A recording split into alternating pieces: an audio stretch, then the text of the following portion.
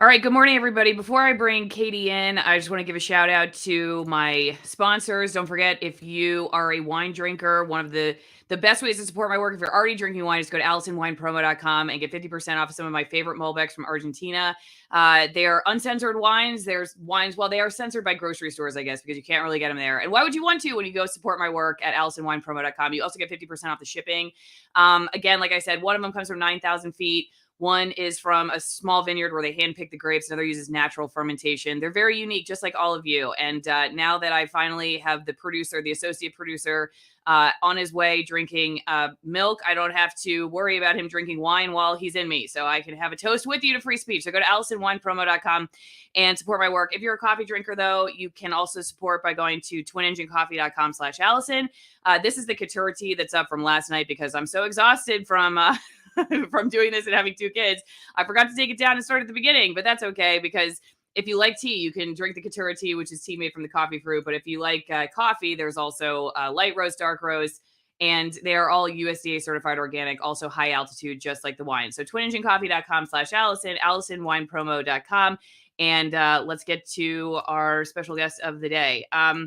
Okay, so Katie, welcome. Thanks for doing this. I know you've made quite the rounds talking about what happened with the Hill over the last couple of weeks. So I want to just let everybody know we're going to kind of focus on why this topic seems to be something that, well, can get you fired, I guess. I mean, it wasn't something I knew in corporate news was not able to be discussed. So there were a couple topics that I had managers literally say, we're not going to ask any questions about it. So I actually really don't know a whole lot about this. And can you hear me? Yeah. Can you hear me? Okay. I don't know a whole lot about why. I mean, I sort of do, but I kind of don't. There's lots of theories, I guess. You get down the rabbit hole on this issue and you can find all kinds of reasons why corporate news doesn't want to talk about it. And you know more than I do. So let's start basically like with what happened. And for everybody who is new, you have a YouTube channel where you did your video about why you got fired. Right. Was it technically firing? I mean, were you freelancing? What's the okay. So I say firing because I was fired / banned, I guess, because I was paid.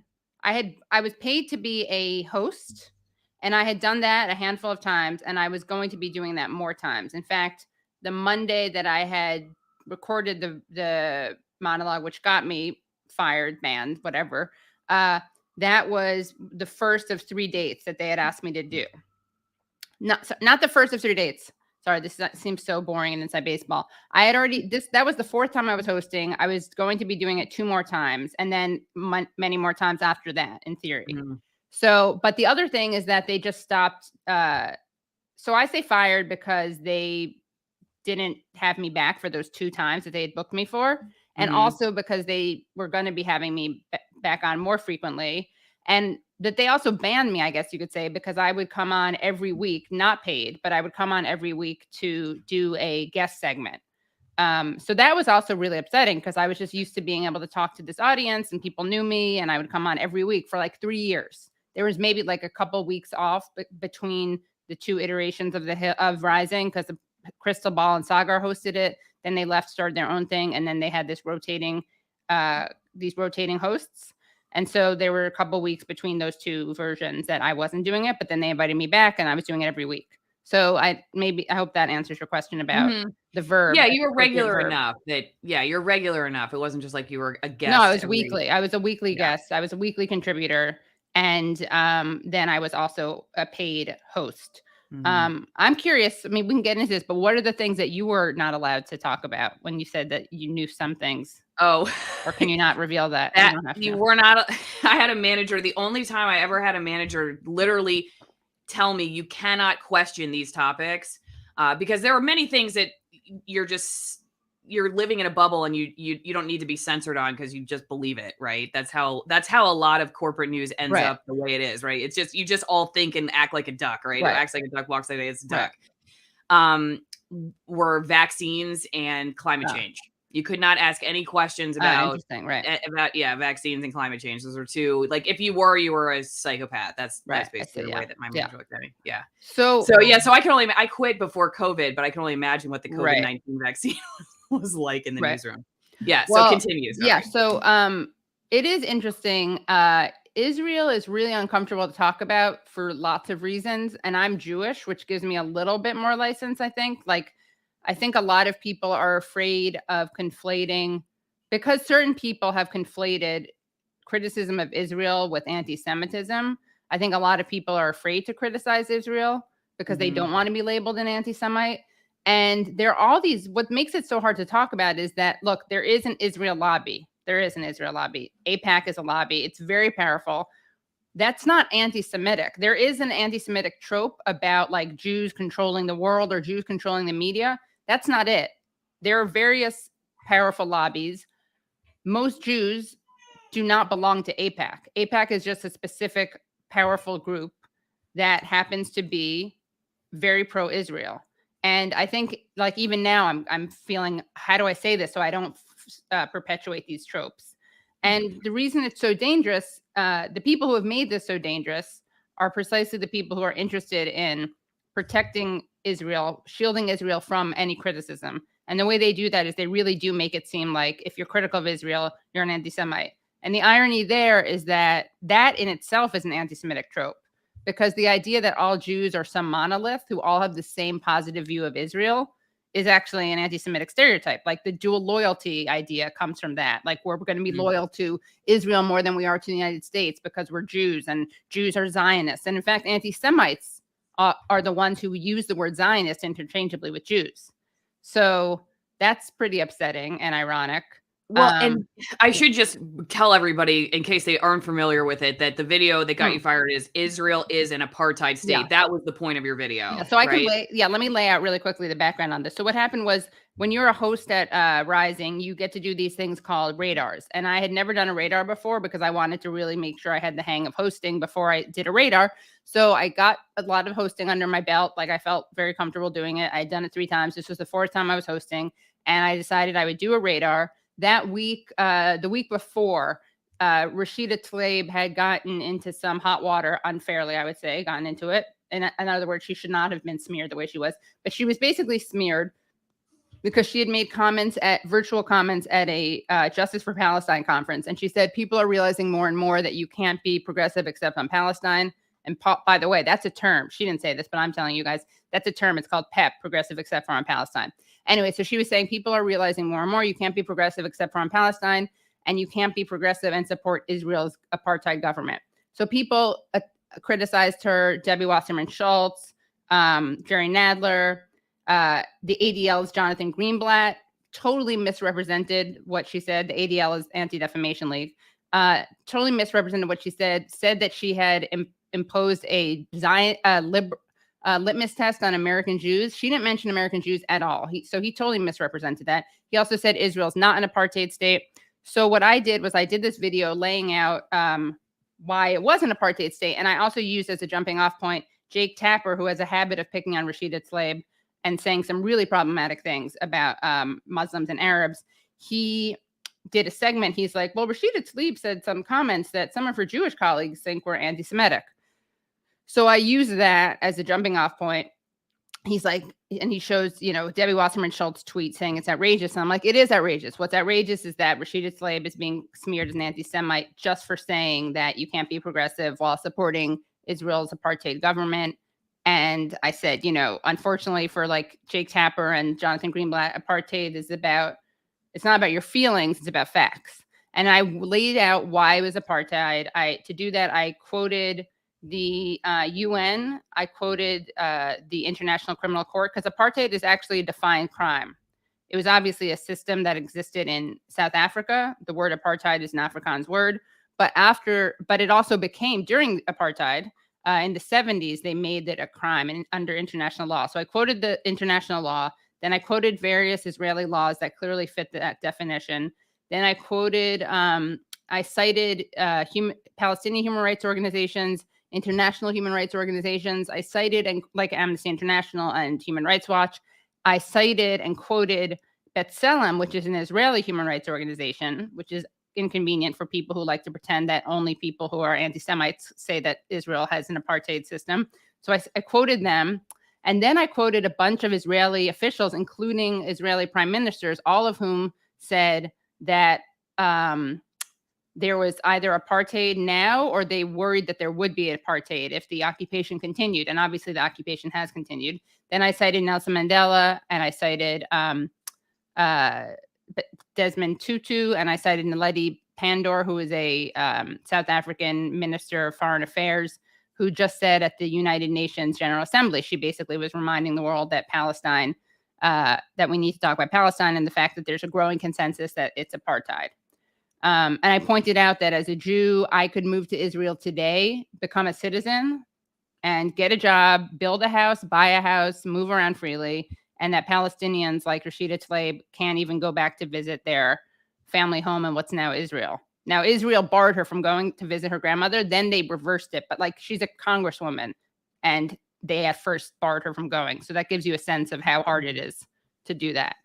Most people aren't, are not members of Congress. And so usually you're not allowed to do that. But just the fact that you have to get a permit to do that anyway is absurd. And I could go visit her house, her family house.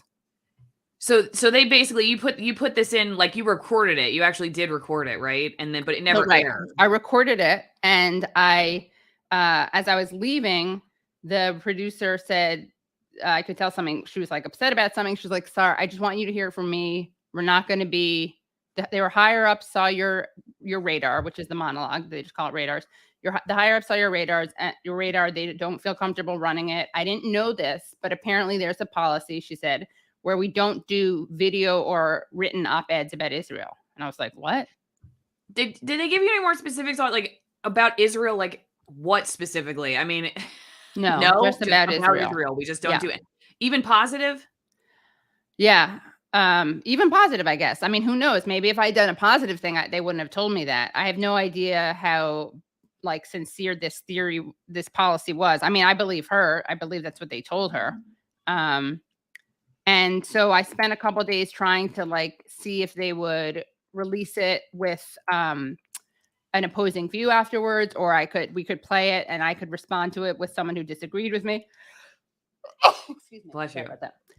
But the whole time I'm like, you guys, your whole shtick, the whole thing about this show is apparently that you're allowed to say things that corporate media won't let you say. Like, the whole point of the show was that you can say things that on the left, and the whole point of the show, by the way, is you have a leftist host and a right-wing host. Mm-hmm. So I was obviously the left-wing host. And the point is, like, the people on the left will say things that the Democrats don't want you to say. The people on the right will say things that the Republicans don't want you to say. Mm-hmm. You can say things that corporate media don't let you say. Obviously, this was, there was a limit to that. And I learned that, the hard way by doing this. And so that's what happened. And then I got a call from the editor-in-chief, who told me that they weren't going to run it. He said the first reason he gave was that, well, we get a lot of pitches that we pass on, which was ridiculous because, as Ryan Grimm, who wrote about the story for The Intercept, who used to be a host at Rising, as he said, there's no editorial review process. You just literally email your radar, they put it into the teleprompter, and you read it. I mean, that's it. You don't pitch it and they don't then pass or not pass. You just literally email it to the team and they put it in there. And then he said, oh, it doesn't fit our sweet spot of coverage, which is more domestic, which I didn't buy because, one, it's about Rashida Tlaib and about, so she's a U.S. Congresswoman. And also I know from hosting from being a guest literally hundreds of times, and also from hosting, by then I had hosted 4 times, which means like dozens of segments, because you do tons of segments when you host. I knew that international news was totally, that very day we had on a woman to talk about Iran. So I didn't buy that either. Excuse me. So then when he said that, I was like, okay. So I texted the producers and I was like, so can I do it on my segment tomorrow? Because the next day was when I did my weekly segment that I always do. I would record them on Thursdays and they would always play them on Saturdays. So I say, can I do it on my segment tomorrow? Because the producer had distinguished for me between op-eds and segments. The idea, she said, you can still do it as a segment, just not as an op-ed. So I said, I wasn't trying to be like difficult or cutesy or like a gotcha or like corner them. I just thought that was the policy. I could talk about it as a segment then. So I said, can I talk about it for my segment tomorrow? And she was like, check your email. And that's when I got an email from another higher up, an executive, who was like, we won't be needing you to do your segment tomorrow morning. Please feel free to send in any unpaid invoices. We wish you the best of luck, which was such a passive aggressive. And there's a word I don't like saying because it's problematic and a bit misogynist. So I'm going to leave it out. But that word with a Y after it, thing to write, in my opinion. Okay. If they hadn't done that and told you that they didn't need you anymore, would you have stayed knowing that they cut your segment? I would have stayed if they let me talk about it in some form. So this isn't the most like so I would have stayed if they had said, we're not going to do the radar, but you can talk about it. I would have stayed. But if they had said, we're not going to let you talk about it or do the radar, I would have left. Mm-hmm. And that's like, I know there's probably some people out there who think that that's a sellout position. I think it's a very justifiable position because my idea was I want to get these stories out precisely because, as we can see, they're so hard to get out. They're so taboo. So I was like, if I can stay there and still get these stories out, if I can say as a guest that Rashida Tlaib was right, that she was smeared, that Israel's an apartheid state, then it's worth that compromise. But the other thing I had done is when I realized that they may not run the radar, the monologue, I reached out to Breakthrough News, which is a great organization, media organization, independent organization. I reached out to them. I showed them the script. They loved it. And so once they fired me on Wednesday, Thursday morning, we shot that video. So I took the script that I'd written and I went to their studio in Manhattan and I recorded it and then we released it and it did really well, which is nice. But yeah, I would have. It's funny. You're the only person who's asked me that. And I do think it's a pretty relevant question. Like, would you have stayed or not stayed if they hadn't fired you? But the truth is I would not have stayed if they had not let me talk about it at all, but I was willing to stay if they had this weird thing with the monologue versus guest segment. One of the reasons I asked is because a lot of people were paying attention to a lot of the Hills customer base, I guess, viewer base, were paying attention when Kim Iverson quit over the Fauci interview. And so it's a couple high profile people who've left or been cut in a row. And I think a lot of people are wondering what the heck is going on at the Hill. Is this new ownership? Did something change? And how do you think your leaving and Kim's leaving has affected their ratings or the way they do business? Do they care? I don't know if they care. What's really weird, so the audience was very positive about me when I was a guest. When I was a host, excuse me. And my guest segments would do well. And I should also add that I had pitched a left-wing version of The View. Don't steal that idea, anyone. That's mine. I'm still going to do it. I had pitched them a left-wing version of The View, which we had shot a pilot for and released a segment of, and that did well too. So they were not unhappy with my work. But what's particularly interesting is that I had not done radars before. This was going to be my first one. And I'd like to think I would have done well. But what's really weird is that Kim Iverson's videos did better, way better than anyone else's at the Hill. So that was a very weird decision, I think, that they let her go. She resigned in protest over not being allowed to interview Fauci, basically. Right. Which was, I think, for everyone who watches that show, weird, given that she is like, I don't agree with Kim on a lot of things that she says, but clearly I think she should be allowed to say them. And also it's a kind of, can you curse on this show? Sure. It's not strong. It's kind of I don't have to say it then. It's not a nice move. My toddler produces in the other room right now. Okay. So I won't. Yeah, okay. Well, I'm glad I didn't say the C word before. I'm definitely glad I didn't say the C word because it's just like that was undermining and I think humiliating, right? For people to not let someone who focuses on this issue so much and who would clearly be the person who would have the most challenging questions to Fauci. But then it was a little different. That was a different form of stifling or silencing. And then she wound up, understandably, resigning. So I don't know what the deal is. They do have new ownership. There's actually an excellent article that I can put in the comments in the private chat if you want. It's called left-wing journalist Katie Halper has been fired for calling Israel an apartheid state. It's by Branko Marcetic, and it's at Jacobin. But the interesting thing is that he points out the new ownership because it was recently acquired by Nexstar Media. Yeah. Mm-hmm. And Nexstar, this is interesting. I just want to quote it. So they bought it for $130 million. And then in September, Psagot Value Holdings Limited, an investment firm based in Tel Aviv, bought 6,100 shares in Nexstar for more than $1 million. And then another interesting thing is that in late August, Nexstar filled the position of deputy managing editor of News Nation, its cable channel, with Jake Novak, a journalist who spent the preceding year and a half as the media director of the Israeli Consulate General in New York. And he has written approvingly of Trump's dropping of U.S. support for the two-state solution. And he advocated for Israel to build more legal settlements, saying, quote, it would bring more peace, prosperity, and freedom to both Israelis and Arabs. I don't know how you can argue that. Anyway, but he did.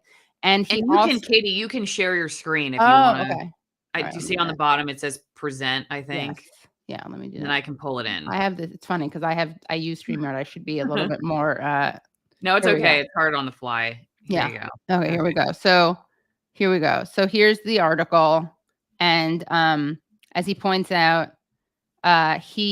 6 days before the announcement of his hiring, Novak led a presentation at Bar-Ilan University titled Defending Israel Against Media Bias, How to Fight News Media and Social Media Bias Against Israel. So there is that also. So that's a guy that works for Nexstar?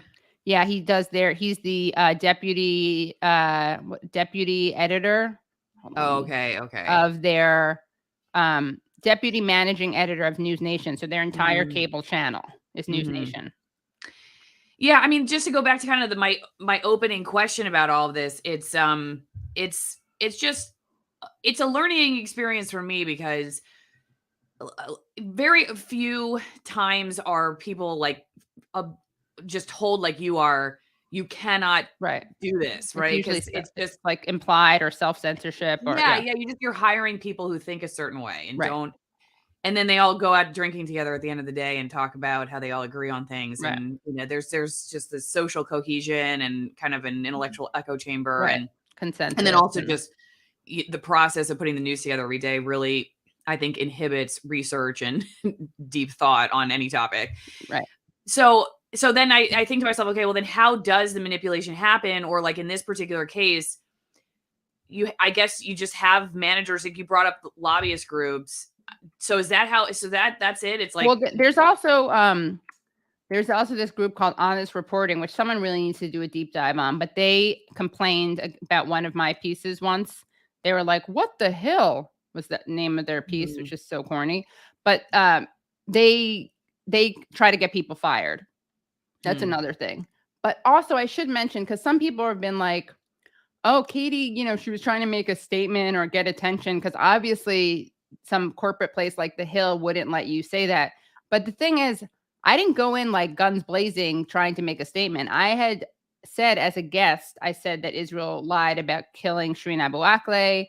I had done a segment about Israel bombing a cemetery where children were visiting their grandfather's grave. I had done a segment about Israel illegally shuttering these human rights organizations. Like I was not avoiding it. So I really didn't know. I assumed that people watching would be critical. I assume there'd be a lot of people talking about it negatively because whenever you touch this issue, you get smeared as either an anti-Semite or a self-loathing Jew. But I didn't think The Hill would have any problem with it.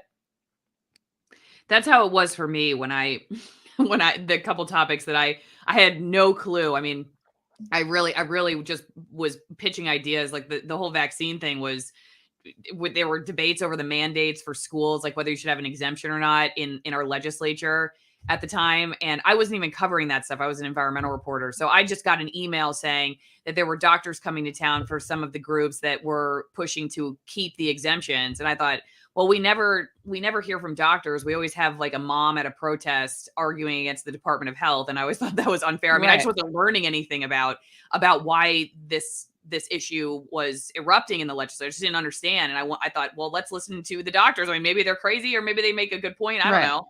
I thought that's what journalism was. So I just sent the email into my assignment desk. That's all I did. I wasn't even going to cover it. And my boss told me, you're never allowed to pitch a story about this ever again, because Wow. if you would even think pursuing knowledge on this topic, even if it's to find out people are nuts, Right. you got to be crazy. And then also if you would question climate change too. And it was like getting bitch slapped, dude. I mean, I really didn't understand what. So then, of course, that just did the opposite for me. Then I just wanted to. I went to the conference myself because like I got to find out, and in your case, it's like I got to find out about what these people are so scared of hearing, Right. So it's so okay. Yeah. I mean, because Israel sells itself as this lone democracy in the Middle East. It's like the idea of it being this kind of oasis of civilization in this sea of barbarism and backwards savagery. And the U.S., of course, constantly points out that Israel's a special friend and they have a special relationship. So they neither government nor the lobbyists who represent them ever want Israel's really problematic human rights record to be exposed. And so that's one of the things that keeps people silent. But again, it is extremely dangerous to imply that criticizing Israel is anti-Semitic. There are tons of Jews who are critical of Israel. They range in their position from being Israel should be one state there should be a two-state solution, to being Zionists who are critical of Israel, to being post-Zionists, to being anti-Zionists. And there's also, I put this in, I don't know if you want to share it, but I wrote an op-ed for the Daily Beast, which kind of went over what happened. But I also go through all the other people this has happened to, because it's happened to tons of people. So I just listed, like, Mark Lamont Hill was fired by CNN. Angela Davis got an award rescinded. Norman Finkelstein got his tenure denied. Juan Cole was blackballed. Nathan Robinson was fired from The Guardian. There are other people I didn't even leave in because I didn't have time, or I forgot because there's so many. Abby Martin was banned from speaking at the University of Georgia for refusing to sign a pledge vowing not to participate in boycott, divest, sanction, BDS, which is so embarrassing that you have to sign a loyalty oath, basically. And then Stephen Salaita is a very famous case who he was fired and over disrespectful tweets he published. And then he's been supporting himself as a bus driver. There was also an AP reporter who was fired over her support of Palestine. So yeah, yeah, I mean, and obviously, I was thinking about this the other day because I remember, do you know the comedian Tim Dillon? Yeah. So I think he had Abby Martin on, and then people were like, you should have Barry Weiss on. And so he had both of them on who have very different opinions about this particular topic. But I was sitting back thinking, like, why is Tim Dillon like a comedian, who does nightclubs and stays up, probably eating burritos until 4:00 in the morning? The guy who's doing the reporting on Israel, whether you're, you have your opinion or, a different opinion about it all. Why is he the guy we have to go to get different perspectives on this? That's my whole point. It's not even to say, like, because this is an issue that I've only recently been introduced to. Well, years ago, my church hosted a forum, and they brought in people with different perspectives on it, and it really incited a lot. I mean, people were storming out for one person or another person, which was interesting to see in a church. But yeah, I mean, but you can't see it on the news, I mean, why does my church have to do it, or this comedian have to do it? People want to know different perspectives on it, and it's very difficult to become informed, even if, like I said, you walk away and you go, I think, Katie's wrong. I agree with Barry, or I think that Barry's wrong. I agree with Katie or Abby Martin, just so that you can be more informed. I just think it's really unfortunate. Yeah. I mean, I agree. And independent media does talk about this a lot. Democracy Now! Talks about it a lot. Emily Wilder, by the way, was the AP reporter who was fired over her past supporting Palestine. I would say the interesting thing about Barry Weiss, and a lot of people have asked, where are the people who constantly talk about cancel culture? Glenn Greenwald tweeted in my defense. Matt Taibbi tweeted in my defense and interviewed me for his Meet the Censored feature that he does at his Substack. But, Barry Weiss didn't say anything. And the truth is, Barry Weiss herself tried to get Joseph Massad, a professor of hers, fired at Columbia. So that's something that a lot of people who follow the cancel culture stuff point out, justifiably. But Abby's documentary is great. It's called Gaza Fights for Freedom. It's excellent. I really recommend it. And Abby was successfully sued Georgia and got that overruled. That law that basically said you had to, if you're getting paid a certain amount of money, you had to sign an oath that you would not like engage in or even endorse boycott, divest, sanction, which is another thing that people again have said is anti-Semitic. The thing is, like, when Palestinians try resistance, like civil resistance, something like BDS, which you don't have to agree with, but that's apparently anti-Semitic. Then they say they're only violent leaders, but then, which isn't true. But then when there's non-violent resistance to Israel, then it's anti-Semitic. So there's really nothing people can do, according to hardline defenders of Israel. There's no form of resistance or criticism that you can engage in that's not anti-Semitic. And I just had this amazing guest on my show named Miko Peled. You can find on my YouTube. It was, what night was it? Tuesday night. I had him on. I had Noura Erakat. She's a Palestinian human rights lawyer, and he is the son of an Israeli general. Noura Erakat and Miko Peled on Israel's undeniable apartheid. He's the son of an Israeli general who is the grandson on the other side of his family of one of the signatories to Israeli independence. His niece tragically was killed in a suicide bombing, and he's incredibly critical of Israel. And this is a voice you never hear. I'm actually doing a book event with him on October 30th at Bus Boys and Poets, if anyone's in the Washington, D.C. area. I'm in New York City, but I'm going there for it. And then we had a great segment. I think I made a clip of it where he responded to Bill Maher's ridiculous interview of Benjamin Bibi Netanyahu, which happened on when was it? Last week. Also, I should mention that Brianna Joy Gray, who's still at The Hill, who's one of the left-wing hosts of it, she did a very brave thing where she basically condemned The Hill's decision, and she called BS on them and their excuse. They told her, as she shared, that it was like a stylistic decision that they didn't run the radar, which she said, as someone who's done countless radars, hundreds of radars, and also as someone who is a politics editor at The Intercept, that there was absolutely no justification. She said it was clear that it was ideological. And they let her run that, so that's weird to me. Is that just because they got so much pressure? I think so. I think they just couldn't. I think she probably would have, or maybe she would have quit. I think. Well, because did they do anything after Kim left? I don't think I saw them let anybody. No, they didn't. Maybe nobody wanted to talk about it. I did a video about that, and I was wondering like when anyone was gonna say anything. I didn't see anybody. Robbie really. Kind of like, oh, by the way, he like kind of packed in I should. That sucked when he did that to Kim too.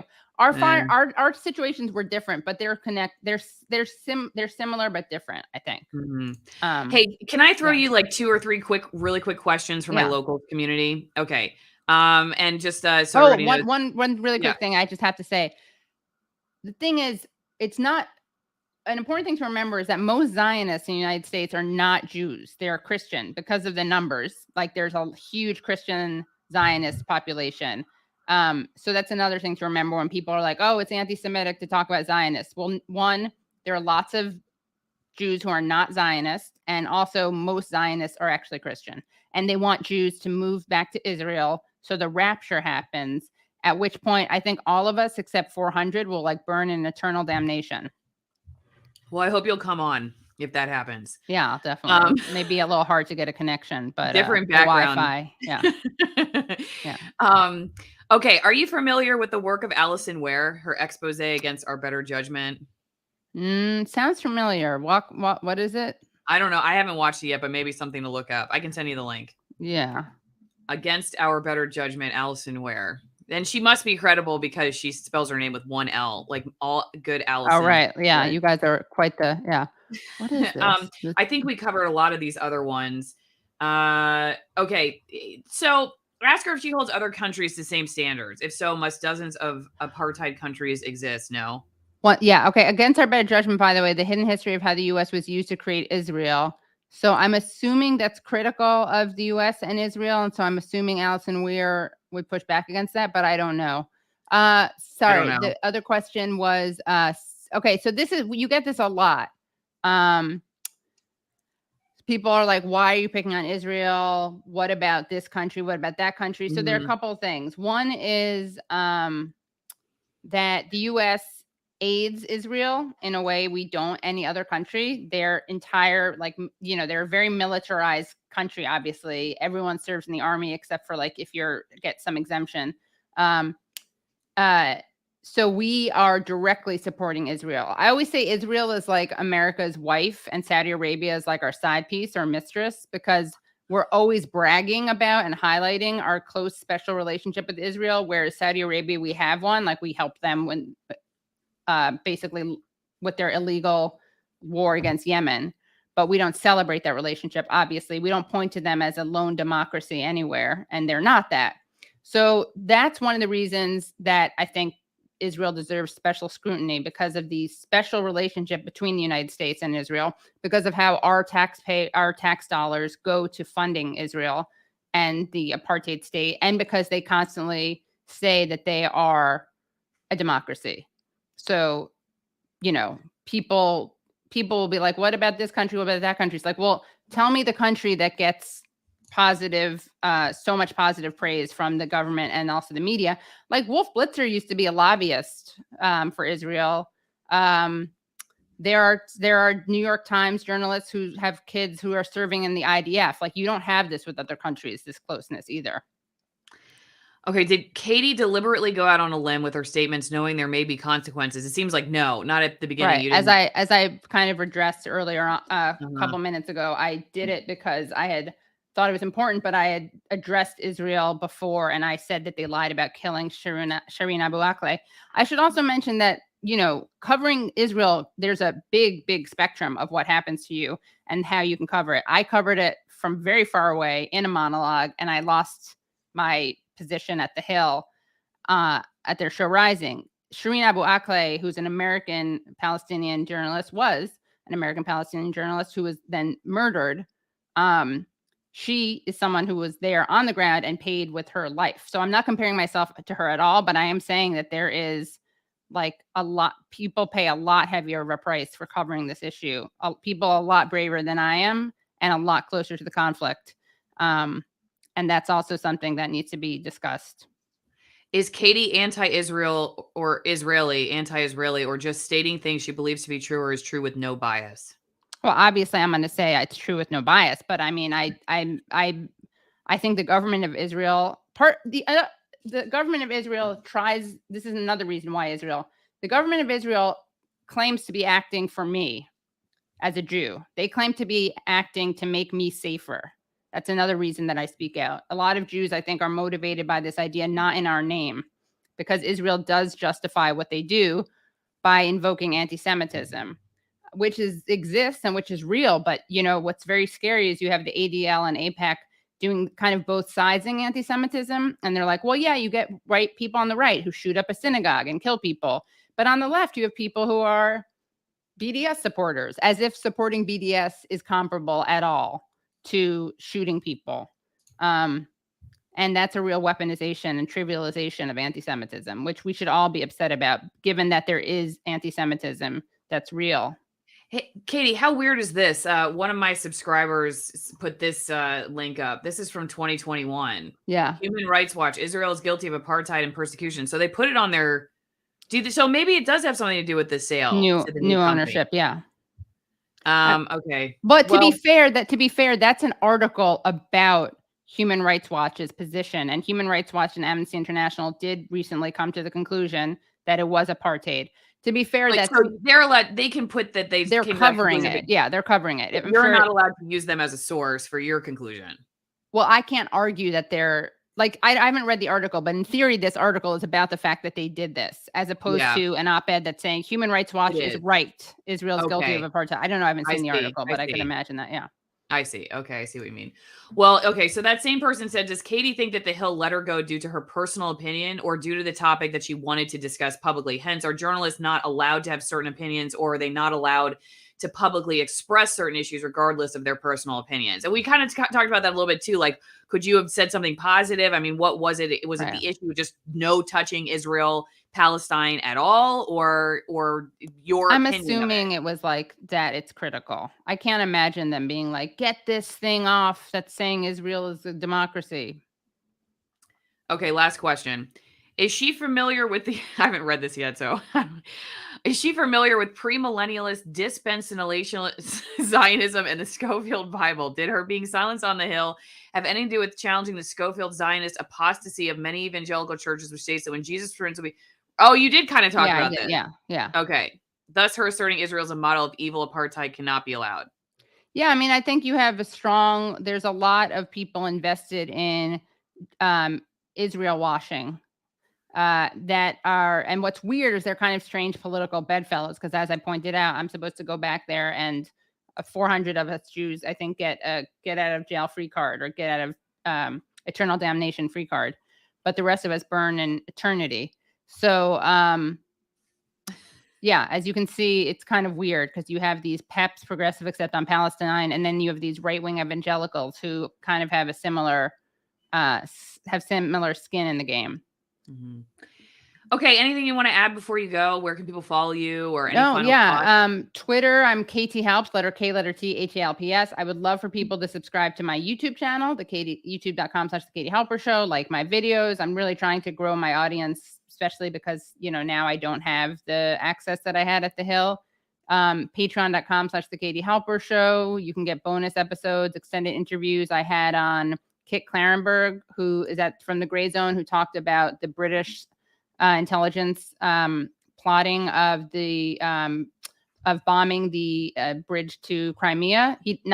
His implication isn't that they necessarily plotted the way it happened, but that they were interested in doing this. They had drawn up plans to do it. I've had on Roger Waters, that's another Patreon. Gabor Mate, that's another Patreon. I have some Norman Finkelstein I'll be dropping, he's very controversial. He's always a great time. So yeah, that's about it. Okay.